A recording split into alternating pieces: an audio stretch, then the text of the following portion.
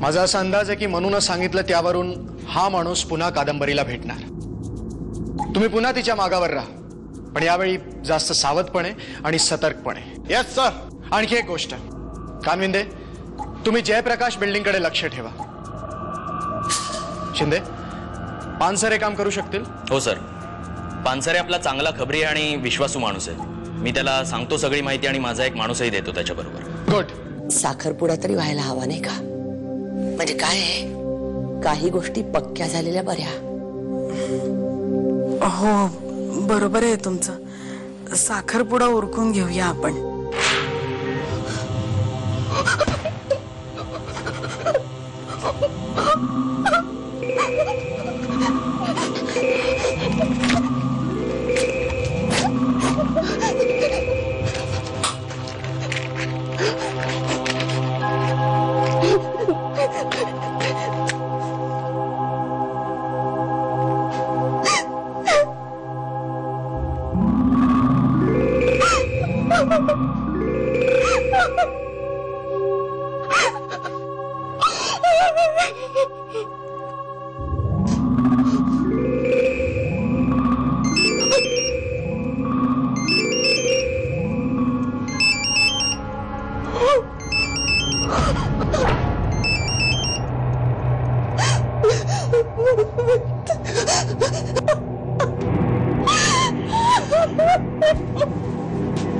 मला फक्त एवढंच माहितीये की मला काहीतरी नवं करायचंय, स्वतःचं असं, माझी ओळख बनेल असं काहीतरी. काय ना, तुझ्या वयातल्या सगळ्यांची ही अशीच स्वप्न असतात. माझंही स्वप्न होतं, पण ही सगळी स्वप्न अशी प्रत्यक्षात नाही उतरत. बऱ्याच वेळा कॉम्प्रोमाइजेस करावे लागतात, प्रवाहाबरोबर जावं लागतं. बाबा, हे तुम्ही बोलताय आणि नेमकं काय पटवून देण्याचा प्रयत्न करताय तुम्ही? कसला घास भरवताय मला? मी प्रवाहाविरुद्ध जाण्याची ताकद ठेवणार आहे आणि मी यशस्वी होऊन दाखवेन. बाबा, तुम्ही मला सपोर्ट करणार आहात की माझं खच्चीकरण करणार आहात? अहो, या घरात तुम्हीच तर आहात ज्याच्याकडे मी आशेने पाहते.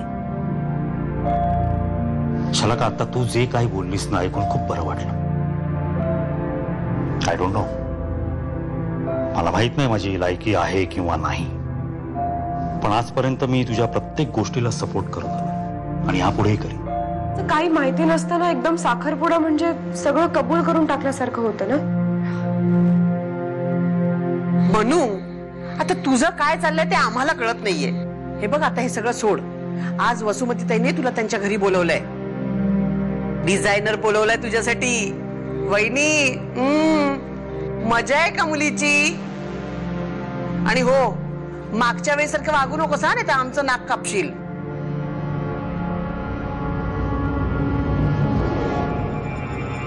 या मुलीचं काही कळतच नाही आम्हाला. असू दे वहिनी, साखरपुड्याचा झगमगाट बघेल ना, सगळं विसरेल बघा. मी यायच्या दरम्यान तुझ्या ऑफिसमध्ये कोणी तुला भेटायला आलं होतं का? तू काय बोलतेस ना, मला काही कळत नाही. कोण माणूस आहे हा आणि तू का शोधतेस त्याला? मी त्याला का शोधते ह्याच्या मागे खूप मोठं कारण आहे. मी तुला सगळं सविस्तर सांगेन, पण त्यासाठी मला तुला भेटावं लागेल.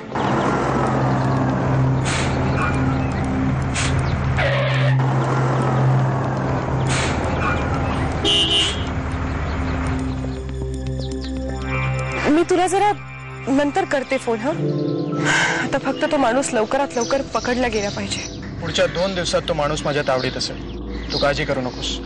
तू तुझ्याकडे आणि लग्नाकडे लक्ष दे.